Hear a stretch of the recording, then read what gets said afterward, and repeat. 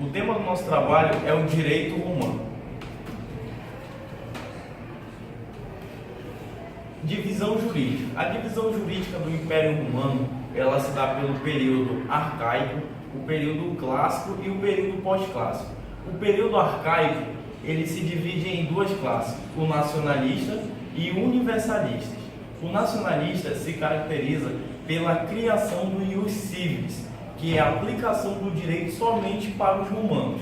E já o universalista se caracteriza com a criação do praetor peregrinis, que é justamente o magistrado que é encarregado de aplicar o direito somente para os estrangeiros.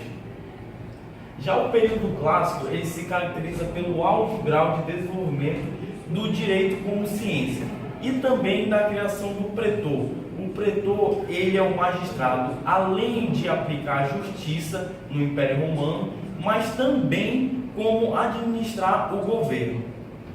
Já para finalizar, o período pós-clássico, ele se dá pelo monopólio do Estado na criação das leis e também se caracteriza pela decadência política e econômica.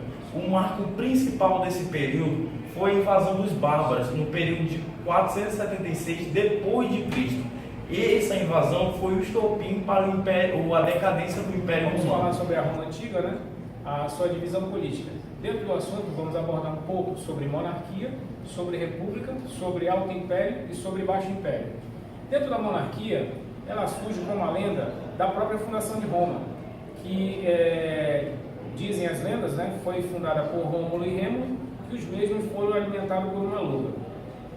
Rômulo e Rêmulo se tornaram reis e governaram Roma em 753 a 716. Sucessivamente tiveram mais 6 reis que continuaram, né? Rômulo e Rêmulo, como reis, tinham poder militar, detinham poder religioso, detinham poder também sobre a política. Com o final da monarquia, em 509, surge a República, no mesmo ano, com a revolta dos patrícios, que tomaram o poder e instituíram uma nova estrutura. Daí surgiu a figura política do consulado, que era o poder executivo, do senador, que detinha o poder legislativo, as assembleias, que eram o poder dos cidadãos, né, compostas por patrícios, a ditadura, que era convocada sempre quando surgia alguma crise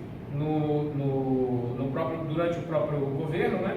E os pretores, que no caso era comparado com hoje em dia a questão dos juízes, né, o poder judiciário, os censores, que eram responsáveis pela classificação da sociedade de acordo com a renda, os edis, que eram os administradores, e os questores, responsáveis pela administração dos recursos financeiros.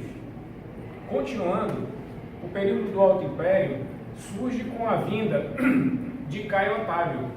Ele surge com suas tropas numerosas, seu grande exército vindo do Egito. Com as grandes vitórias, ele é aclamado pelo Senado por vários títulos, né? E o último título, que é o título máximo, o sagra como Imperador Augusto, como se fosse o equivalente a um deus, né? Então, ele assume o império. Durante o seu império, ele adota uma política, ele faz uma mudança na política, né? E divide ela em impérios militares. Com isso, ele divide algumas localidades também com seus governadores, e de ano em ano ele recebe relatórios, e através desses relatórios ele faz toda a fiscalização do que está acontecendo nas suas regiões.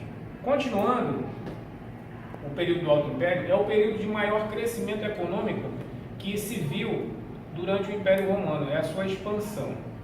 Agora, comentando sobre o Baixo Império, é a época da sua decadência, é a época que Roma passa por grandes dificuldades, é a época que Roma perde muito, é a época que ela passa por uma questão de altos impostos, uma questão de não ter mais mão de obra, que era mão de obra escrava, suficiente para arcar com sua demanda.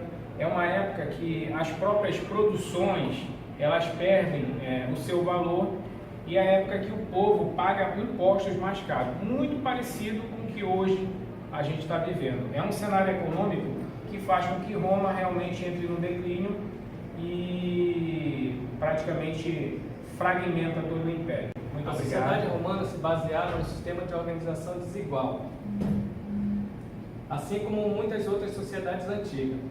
Ela era estática, porém possuía pouca mobilidade social. Havia muitos conflitos entre as classes sociais, que se dividiam basicamente em três, que eram os patrícios, plebeus e os clientes. Os patrícios eram pessoas que vinham de famílias antigas, que povoaram Roma. Eles eram pessoas que tinham muito dinheiro, terras e ocupavam grandes cargos políticos. Os plebeus eram a maioria, mas eram trabalhadores livres, comerciantes e artesãos. Eles possuíam poucos direitos políticos e participação na vida religiosa. Os clientes eram dependentes dos patrícios, que lhe davam proteção. Eles tinham proteção jurídicas e econômicas em trocas de trabalhos militares. Bem, eu vou falar para os senhores das leis dos estados, que constituem o início do direito romano. Bem, em 462, Tarantino, que representava os plebeus, começou a reclamar porque as leis que eram impostas lá pelos pontífices era uma lei que ninguém sabia, ninguém viu os códigos, e a desculpa dos patrícios era que essas leis não deveriam ser expostas porque advinham de Deus e eles eram representantes de Deus, então eles deveriam aceitar daquele jeito. Só que os plebeus se revoltam, saem da cidade e por Tarantino eles falam que só voltam se tiverem leis que possam resguardar também, e que eles sabem para que essas leis servem. E então os patrícios sabem que com isso eles vão ficar sem um meio de produção, sem a força de trabalho. Eles mandam 10 homens, os mais sábios de Roma, para a Grécia, porque já é um país estruturado, onde já tinha dividido as classes sociais, e esses homens vão lá, estudam, escrevem esses códigos, trazem para Roma, e daí surge o direito juris civilis, que antes eles iam do ius divino para o ius civilis, e assim tornando o direito como cada um soubesse o que deveria fazer, e no caso de transgredir aquele erro, você ia ser punido de tal forma. Então eles começam a sair do que eles não conheciam para um código escrito em tábuas, onde todos poderiam lá e ver as leis. Em 560, Justiniano, imperador de Roma, formou uma comissão de 10 membros para compilar as regras existentes em Roma, de onde surgiu o Corpus Juris Civilis. O Corpus Juris Civilis é dividido em 4 partes: Códex, o Digesto, as Institutas e as Novelas. Códex, como se diz, é o Código Justiniano, é a consolidação das leis do Império Romano. O Digesto é a consolidação das jurisprudências, são as obras dos jurisconsultos, formada por 50 livros, subdividida em 1.500 títulos,